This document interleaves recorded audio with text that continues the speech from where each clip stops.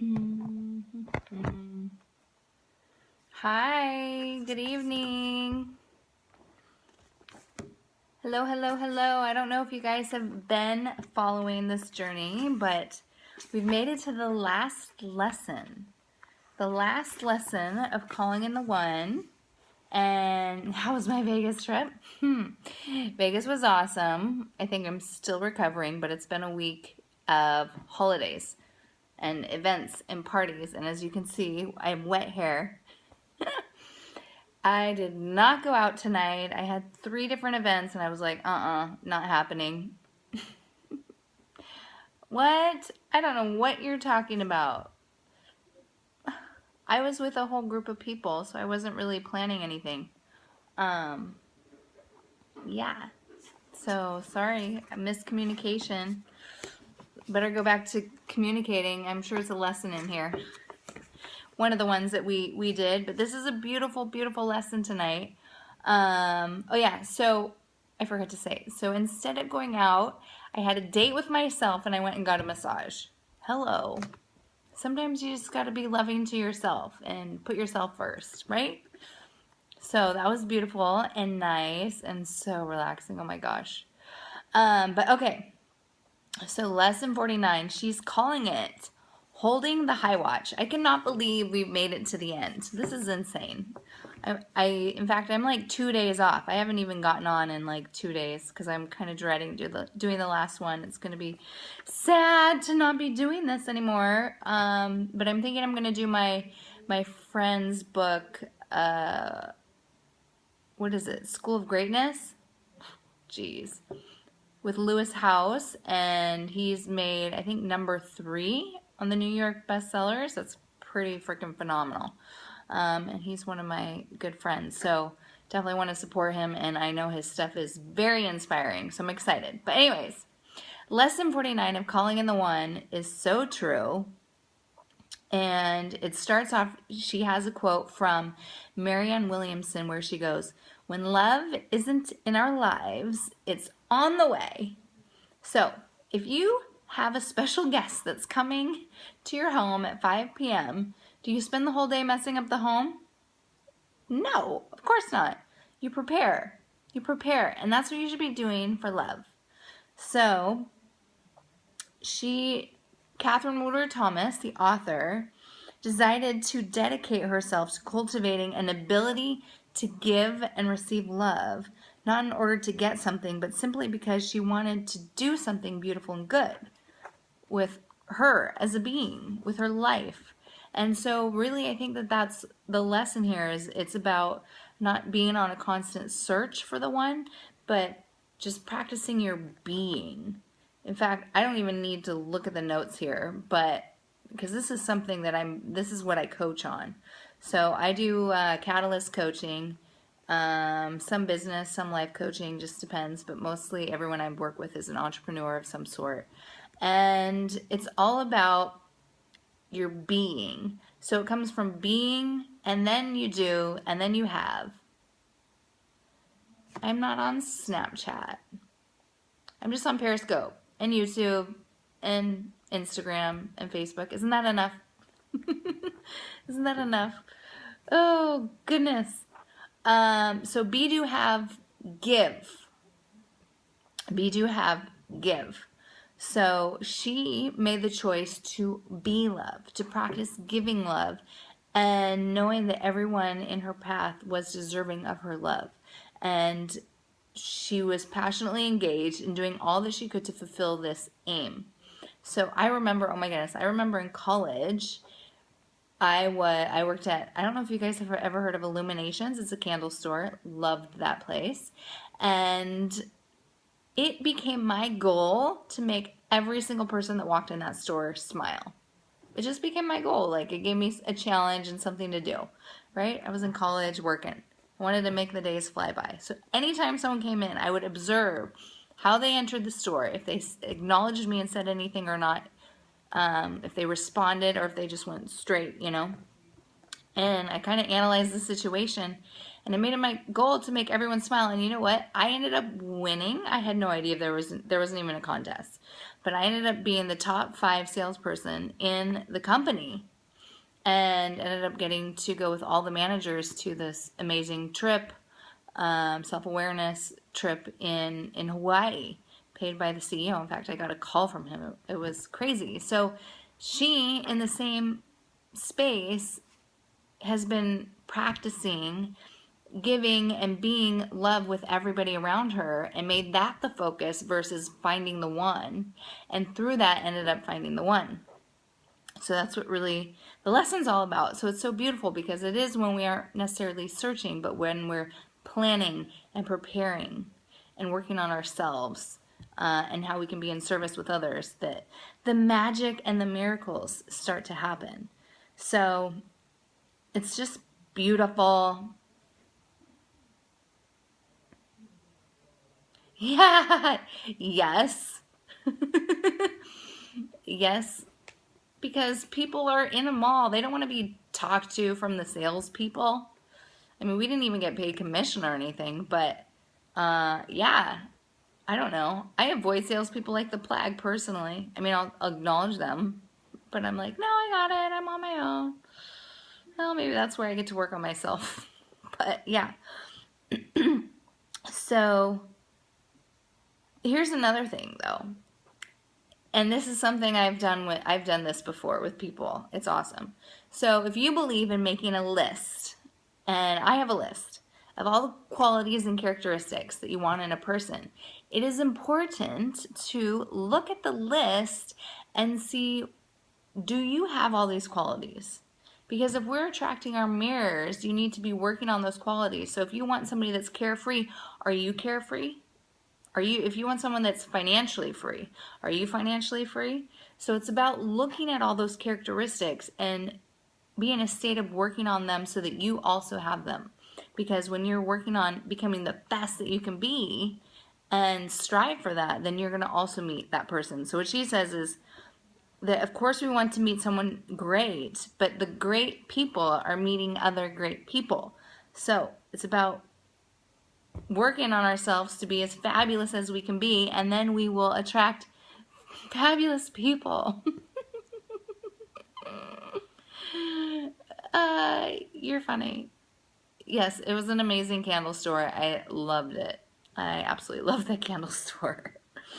So instead of spending time judging and assessing whether or not this person is going to have all your characteristics, it's more important to be working on yourself, making sure that you have all the characteristics. And that's that. She says, taking a stand for yourself of who you can and will be. Whenever we truly commit ourselves to something that requires us to stretch ourselves, so stepping into the uncomfortable, all about that. You know, we're always one phone call away from greatness, one conversation away from greatness in finances, career, relationships, friendships. We're one conversation away. And when we stretch ourselves, that's when the miracles start to happen. And we become fulfilled. Single? Yes, I'm single. That's why I'm reading this book. I was hoping I wasn't going to be single by the time I finished it, but technically I'm still single.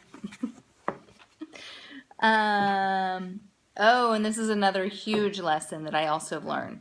So we kind of went into it a little bit earlier, but it's about, a lot of people want to have something, right? So we want to have a fancy car. I always go to cars. Sorry, I love cars. So I want a fancy car, and then I want to know, what can I do to have that fancy car, right? But really, the lesson is be, do, have. So once I'm being the person that would be driving that car and stepping into that, the experience of driving the car, whether or not it's driving my current car and envisioning another car, it doesn't matter. It's about being and feeling into that whole experience so that you're vibrating at that level. And then automatically when you're doing that, you start taking action subconsciously towards having everything that you want. So the fourth step with the be, do, have is giving, to be generous with everything that you have. Thanks. What am I reading? The Power of Me? No. Calling in the One. We've made it to the very last chapter. The very last chapter. It's been a beautiful journey. 7 weeks to attract the love of our life. Never thought I would be periscoping this, but it's been really fun, and I've really appreciated all the people that have been vulnerable in sharing, you know, their situations. Some of them I know are very uncomfortable, and allowing, you know, me to support where I can, if I can, or Catherine supporting. So be, do, have, give. I love that she has this in here because honestly, I've never seen anyone talk about this other than this training that I went through a couple years ago. So it's pretty cool that, you know, obviously they weren't the only ones that knew this, the people that taught me. So bottom line is we got to act. We got to be as if we have everything that we want. And since we're talking about love here, we got to act and be that love is everywhere, abundantly, in your friendships, with yourself. Remember to start with yourself. So we got to be love. You know, I love myself today. I went and got a massage instead of going out. Oh my goodness. And it was so worth it. So worth it. So we must surrender ourselves completely to our desire to learn the ways of love. We must allow our commitment to actualize a great love to dominate the choices we make now and the actions we do or don't take each day. Oh my gosh, she has some amazing mic drop lines coming. I had to write them down, like this one. Are you ready? Are you ready? It's so good. I had to write this down. Surrendering is like floating on water. I can't tell you, I have so much stress over the word surrender, and I know it's an active piece of work for me. But the way she describes this is so beautiful that it like clicked for me. So I don't know if that clicks for you. But surrendering is like floating on the water. You relax and allow the water to carry your full weight, knowing that you are completely supported and safe to let go. Oh my God. Isn't that beautiful? Did you guys think that's beautiful, or is it just me? I think it's so, so beautiful. I'm going to read it one more time.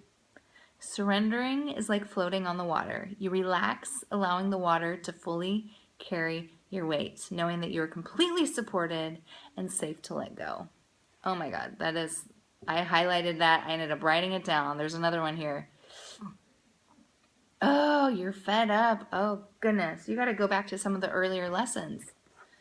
I'm glad that you recognize where some of your weaknesses are, or limiting beliefs or frustrations. Fed up.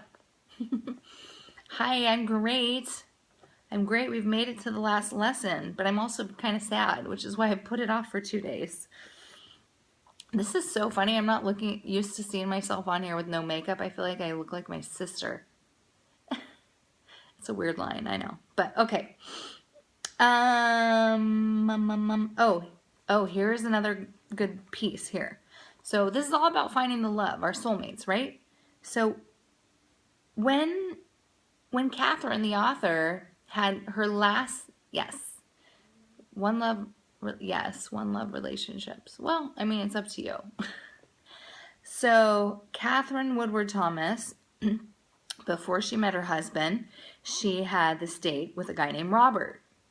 And she was really liking him. But on the 4th date, he decided to tell her that, hi, Miss Moneypenny. Oh my gosh, we're on the last lesson. The last lesson, yes.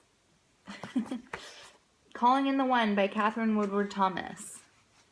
I know, it's been quite the journey. I never thought I was going to be a periscoper. Yeah, I'm happy you jumped on too. So Robert, so she's on this date with Robert, and it's their 4th date, and he decides to tell her that he's gotten involved with somebody else, and that was going to be their last date. And she said she was devastated. She was completely devastated. She could barely keep from crying because you know, she's like, I'm trying to meet the one. But then it clicked, and she shifted into a state of knowing that it will happen, that she will meet her one. And she says, just don't make it mean that the work you've done is for nothing. Think of it as a need for refinement and acknowledge yourself for getting closer. So Woody Allen said in the movie, I haven't seen this one, but Hannah and her sisters, that the heart is very, very resilient. In fact, it's the most resilient muscle and the smallest. I don't know if it's true, but that's what he said, and I love it. Thanks for all the love. I shouldn't love my internet connection. Oh my God, I'm so with you. Tonight the internet has been so slow. Is it coming across really slowly? Because, yeah, I was working on something. I was trying to order some Nike shoes, and oh my goodness, it was going so slow, driving me nuts. Okay, here's another beautiful, beautiful line. Any good date stories? Oh, geez. I went on a date with somebody last night, and great guy. I'm really good at sourcing great men, I have to say. I love them. I love them all. This guy, though, he's only been in divorce for a year. And that just didn't make me feel too good. And there was some, this is weird. There were some weird vibes that made me think of my ex-husband. And not the bad ones. Not the bad characteristics. But yeah, no. Not happening.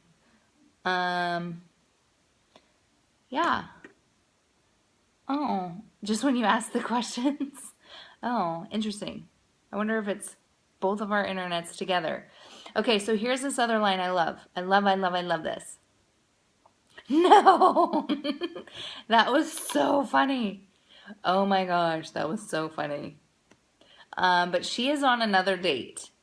And right now, and she was on another date yesterday. This girl, she is the dating queen, but I don't know that she's really looking for her one. I think she just enjoys, she calls it her bench. So she has a bench of men, and they're like sports, like baseball or football or something. I'm not a sports person, but yeah. So she just rotates them. They all serve their purpose. Yeah, she's so entertaining. Oh my gosh, it's every time I get so excited to hear the latest story. We got to jump on and do some more of that because that was hilarious. Okay, so I want to share this last line. This is like the last lines of this book, people. So as the farmer who has planted his crops does not go out to the garden and tug on his plants, he waits and he cultivates and he waters them and he grows them patiently and he allows them to bloom because he knows that 99% of all creation takes place beneath the soil. So we got to be ready and we got to prepare ourselves for the one. Be, do, have, and give. Hi. So that is the beautiful lesson. And then what she has, which I've done this. I've done it a few times. And in fact, I got friends involved. This is good. In fact, if you're with your friends, it doesn't hurt to ask them because we always have different perceptions of ourselves. Like, you know when you take a picture and you think it's a good picture and then your friend's like, or they think it's a good picture and you think it's horrible? It's because others see ourselves differently. So the homework for this is to write out a list of all the characteristics that you want in your man or your woman in the most amazing relationship possible, right? Put all the most beautiful, perfect characteristics down and then go through that list and circle the ones that are most important to you and then take it another level. Take it another what? Oh yeah, it's this time. It's all my friends are too. It's going to happen for me too. It's coming. I know it. So you take this list, you circle the most important, like maybe 5. But then, and you just make sure that you are those qualities. But if you want to take it to another level, go through this list with your friend. So if the list has carefree, joyous, childlike energy, I have that on mine, adorable, you want to go through this list and make sure that your friends see you as those characteristics. Because if you want to attract that person into your life, you want to make sure that you're perceived that way. And that's very important, and it starts within. So if you aren't carefree or childlike, and that's what you want to attract, then you get to work on it. You get to work on it. And it's baby steps. It's not like super easy. Well, I guess, yeah, that works. I wasn't thinking physical, but physical definitely plays a part into it. Because if you want a hot, sexy man, you gotta be a hot, sexy female. And maybe you need to go take some dance lessons or get your body in shape. But you gotta do it for yourself first, and then share that with everybody else. So yeah, oh my gosh, that's the lesson. Good night. Good to see you. I think I'm gonna do another book. I'm gonna do another book for my friend Lewis House. I have his book. It's about greatness. It's about, oh, thank you. It's gonna be good. But I'll definitely keep everyone posted on my Calling in the One, because I know it's kind of become a theme. And we'll do some more dating stories with my girlfriend because it's hilarious. Oh, but you guys have a beautiful night. I'm going to miss you. I'm going to have to jump right into another book because, yeah, I'm going to miss everybody. So spread the love, and good luck finding your ones. Feel free to follow me or share this message with everyone, because we all get to learn from each other. Okay. Love you guys. Bye.